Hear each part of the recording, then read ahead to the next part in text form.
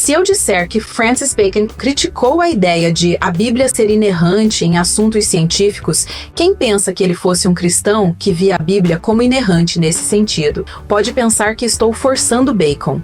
Neste vídeo, citaremos alguém que gostaria que Bacon não tivesse criticado a ideia de a Bíblia ser inerrante em assuntos científicos. O cristão Norman Geisler, que era doutor em filosofia. Obviamente que um autor pode ter não construído um conceito que outro ficaria contente se tivesse entendido que ele não construiu e interpretar como se ele tivesse construído. Todavia, vejo como boa a interpretação de Geisler sobre o conceito de inerrância bíblica em Bacon.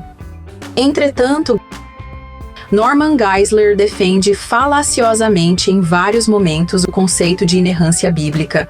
Por exemplo, ele diz que não há dúvida de que uma coisa é enxergar teorias científicas modernas em poesia antiga. Outra totalmente diferente é excluir afirmativas espaço-temporais do livro escrito pelo Criador do universo físico. Utilizar a expressão livro escrito pelo Criador do universo físico, desse modo e contexto, é considerado falácia. A falácia é uma das formas pelas quais ele quer colocar o mar no grão desta maneira física em um breve capítulo em que critica vários filósofos. Quero dizer com isso que pondero que ele queira criticar algumas ideias superiores através de ideias imensamente inferiores. No entanto, existem indivíduos que se saem pior do que ele nisso, tentam refutar aquelas ideias agnósticas de Kant, por exemplo, apenas dizendo a frase, ele foi influenciado pelo racionalismo e pelo empirismo. Entretanto, o feitiço nem de perto alcança esse objetivo. Eu também sou falaciosa no momento que digo a vocês, por exemplo, que alguém que nos propõe que o relato do Gênesis sobre o surgimento do ser humano possa ser autêntico, nesse sentido histórico, já está refutado nisso. Não nego. Digo isso considerando que muito em consequência de religião esse alguém esteja menos inteligente. Para mim, a Bíblia não chega nem perto de ser infalível em assuntos espirituais, muito menos em questões científicas, e também não é infalível em muitas questões históricas. A Bíblia não é fruto de inspiração direta de Deus, e sim de culturas. A Bíblia só pode não conter erro se o conceito de erro for relativizado. Para Bacon, a Bíblia tinha peso em assuntos espirituais, mas não em questões científicas. Norman Geisler diz que Bacon é um dos autores que armaram o cenário para a crítica bíblica moderna e negação da autoridade plena e da inerrância bíblica. Ele cita que Bacon diz não haver nenhuma interpretação superior à da natureza. Bacon buscou separar o reino da razão e da ciência do reino da fé e da religião. Bacon diz que buscando os mortos entre os vivos, alguns tentaram construir uma filosofia natural sobre o primeiro capítulo de Gênesis, sobre o livro de Jó e sobre outros livros das Escrituras.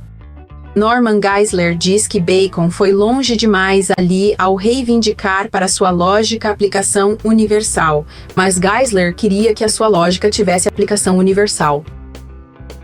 Sobre Thomas Hobbes, Geisler diz que as opiniões de Hobbes afetaram direta e indiretamente a doutrina tradicional da autoridade da Escritura.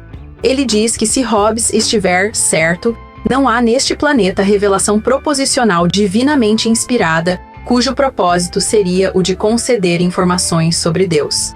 Segue-se que a Bíblia não pode obviamente ser uma revelação sobrenatural dada por Deus. Geisler pondera que Hobbes seja um dos autores que abriram as portas para que futuros deístas e naturalistas negassem por completo o miraculoso. Para Geisler, isso é muito ruim, ao passo que para mim é maravilhoso. Geisler diz que Hobbes considerava a ideia de divindade de Cristo e a de trindade como absurdas, entre aspas, intraduzíveis. E dizia não encontrar nas escrituras algo que exigia não ver chamados endemoniados como, na verdade, pessoas com loucura. Hobbes foi um dos primeiros escritores modernos a criticar a escritura em conformidade com ditames da alta crítica. Talvez Hobbes não tenha criticado ainda mais essa doutrina da inerrância por causa de perseguições que poderia sofrer se fizesse. Esse é um dos motivos que contribuíram para alguns autores da época criticarem apenas parte desse conceito de inerrância. Deixaremos na descrição o capítulo escrito por Geisler, no qual fala sobre pressupostos filosóficos modernos que destroem a inerrância. O capítulo anterior foi concluído pelo autor Paul, citando o conhecido trecho que é atribuído ao segundo Isaías, que diz que a palavra daquela divindade permanece para sempre. Entretanto, se dessem aquela ressuscitada básica em Isaías na época em que Jesus trazia sua mensagem e lhe perguntassem se ele aceitava toda a mensagem de Jesus, talvez dissesse que não. Um religioso poderia dizer: o conteúdo do livro dele é inerrante e não ele. Eu interpreto esse trecho de modo diferente do de Paul.